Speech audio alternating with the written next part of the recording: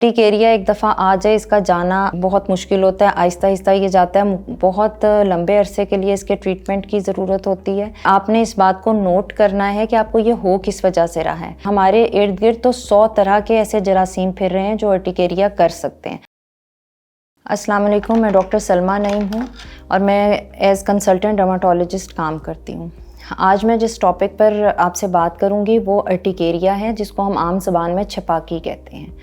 Urticaria बहुत ही common disease आजकल होती जा रही है। अर्टिकेरिया की बहुत सी कॉजेज़ हैं, जिसमें हमारे पास बहुत से, जैसे हम आजकल फूड्स ऐसी ले रहे हैं जो जंक फूड्स हैं, उसमें बहुत सी ऐसी चीज़ें होती हैं जैसे प्रिजर्वेटिव्स हो गए फूड्स के अंदर, या टिन फूड्स होती हैं जो हमारे जिस्म के ऊपर लाल निशानों और ख़ारिश वाले निशानों की वजह बनते हैं। इसके अलावा बहुत से हम जो कॉस्मेटिक्स यूज़ करते हैं या कोई परफ्यूम हम यूज़ करते हैं, या कुछ लोगों में जेनेटिक प्रीडिस्पोजिशन होती है, कुछ ऐसे लोग हैं जिनमें ड्रग्स कोई भी इस्तेमाल करें उनमें अर्टिकेरिया या इस तरह की छपाकी या जिसको हम हाइव्स कहते हैं उसका मसला बन जाता है।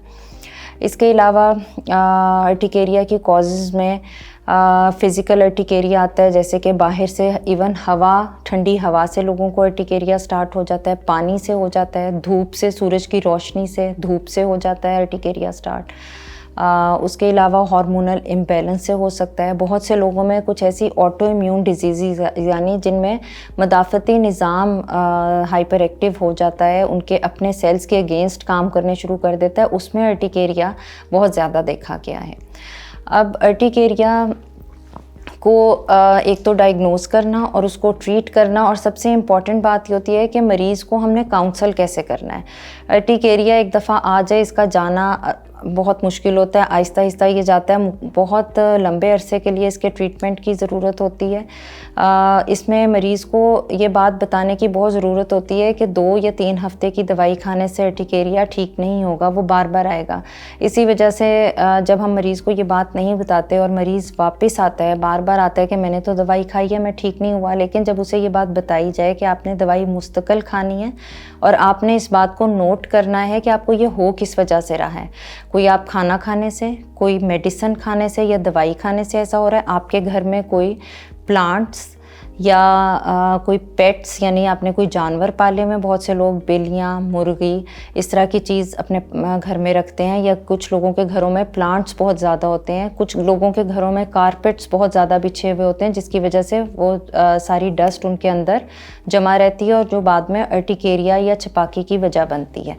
तो ये सारी चीज़ें आपने अपने मरीज़ को समझानी होती हैं कि आपने वो वजह नोट करनी है कि किस वजह से। इसका टेस्ट भी होता है, लेकिन टेस्ट पे बहुत दफ़ा हमारे इर्द गिर्द तो 100 तरह के ऐसे जरासीम फिर रहे हैं जो अर्टिकेरिया कर सकते हैं, लेकिन हम उस टेस्ट में हर एक चीज़ को नहीं टेस्ट कर सकते। इसलिए सबसे बेहतर टेस्ट मरीज़ खुद कर सकता है। वो खुद इस बात को जांच सकता है कि कौन सी चीज़ मैंने ऐसी ली थी, या कोई मैंने कपड़ा ऐसा पहना था, कोई परफ्यूम ऐसा लगाया था, कोई मैंने ऐसे साबुन से मैं नहाई थी या नहाया था जिसकी वजह से मेरे जिस्म पे ये सारा कुछ बन रहा है।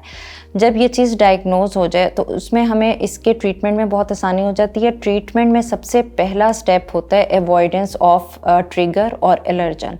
जब हम इस वाले किसी भी आंसर से अवॉइड कर लेंगे, बचाव कर लेंगे, तो अर्टिकेरिया 50% हमारा ट्रीट हो जाएगा। उसके अलावा हमें देनी होती हैं एंटी हिस्टामिन, क्योंकि अर्टिकेरिया का अगर मैकेनिज़्म समझने लगें तो उसमें हमारे अंदर कुछ ऐसे सेल्स होते हैं जो कुछ ऐसे मॉलिक्यूल्स रिलीज़ करते हैं जो हमारी स्किन पर आके इन्फ्लेमेशन करते हैं और रेडनेस और इचिंग करते हैं।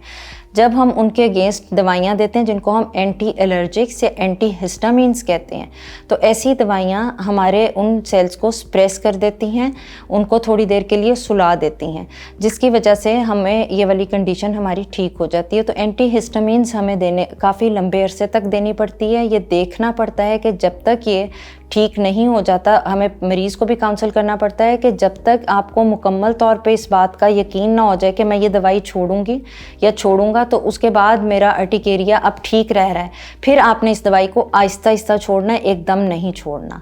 इसके साथ साथ हमें थोड़ा सा अपने मरीज़ को ये भी समझाना होता है कि जिस्म को ठंडक में रखें। जाहिर है कि ठंडक में रखने के लिए ये ज़रूरी नहीं है, बहुत से हमारी ऐसे